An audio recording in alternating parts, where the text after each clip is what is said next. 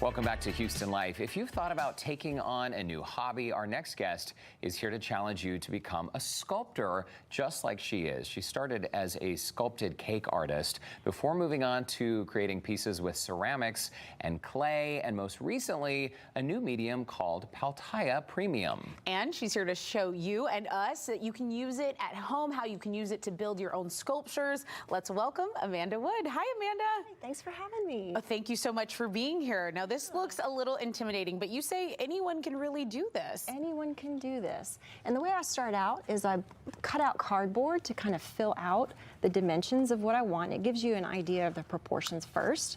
And then you take tinfoil and you crumple it up and you hot glue it into place.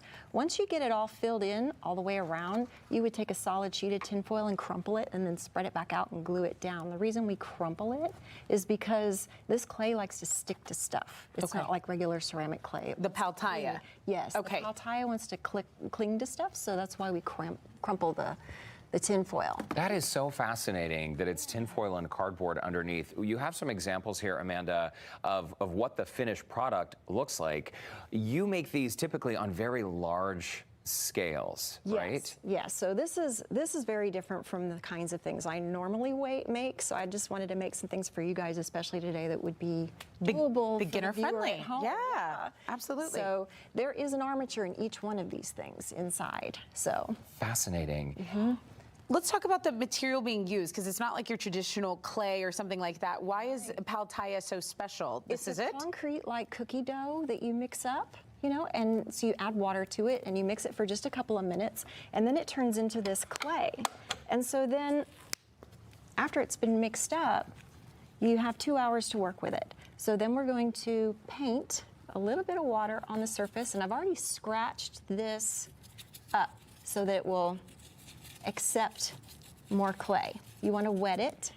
And these little fork marks here are going to act like a little zipper, so it fuses to itself. Okay. And you get a stronger bond when you get this little zipper. So we can't take just like a giant blob, or you're adding this layer by layer by layer to make it work? Right, we go in sheets. So, and then you just kind of smooth it out with like a little smoothing tool like this.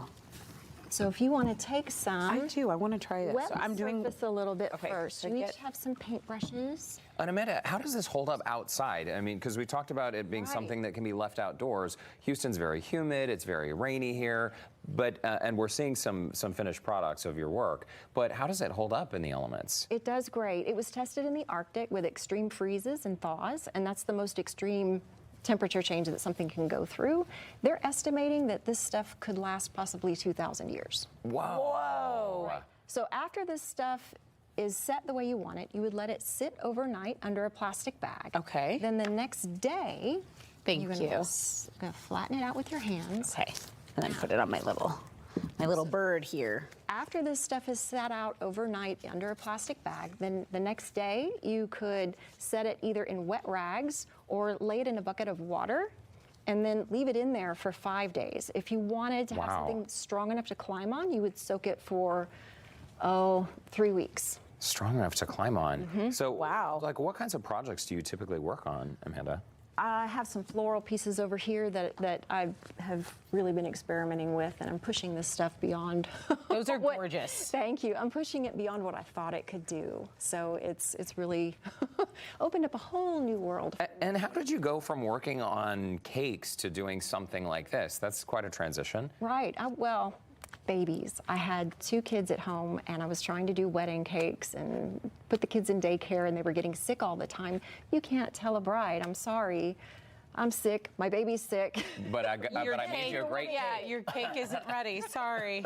So, and really my whole life, this was what I always wanted to do. So I thought, well, let's just do it, It's really cool. Do it. Could I get just a little bit of clay? I think mine is nice and...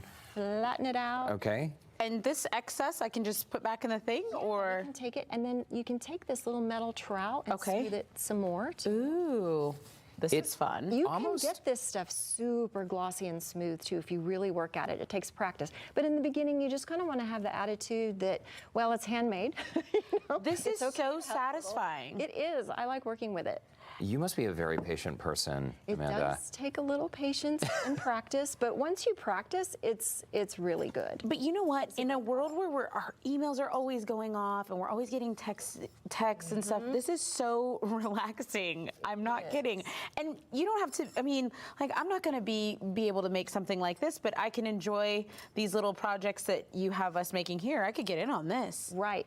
And the other thing is too, like, this might be a little intimidating for some people. My brain just thinks this way, but not everybody's does. So you could find an existing object, cover it with foil, and then get the clay to cling to that. And you would build it just Fashion like the way we're outside. doing here. You build it just around the outside, and it's wow. basically a coating. So, and this just shows what it started out as. So you could take existing objects and turn them into sculptures if you needed to. Oh my gosh, how fun and exciting. It sort of feels like sugar cookie dough, but they're like these little fibers It does. that are throughout. Right.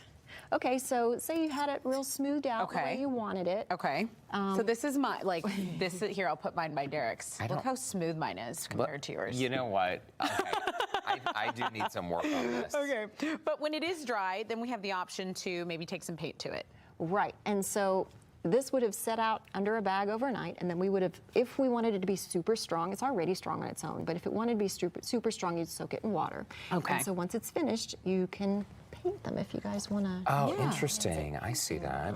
Okay. And This is just a cute little kitty ghost that we made. It's got a little candle inside, and those little electric candles. I see. And then it you're means gonna this. paint the pumpkin. And this is very timely because Halloween cannot get here soon enough with the weather, please. And what kind of paint is this? I mean, are these supplies that someone could just pick up at their local Right. art These store? are just craft store level paints right here. If you wanted to make a sculpture to go outside though, I would recommend like an exterior grade house paint.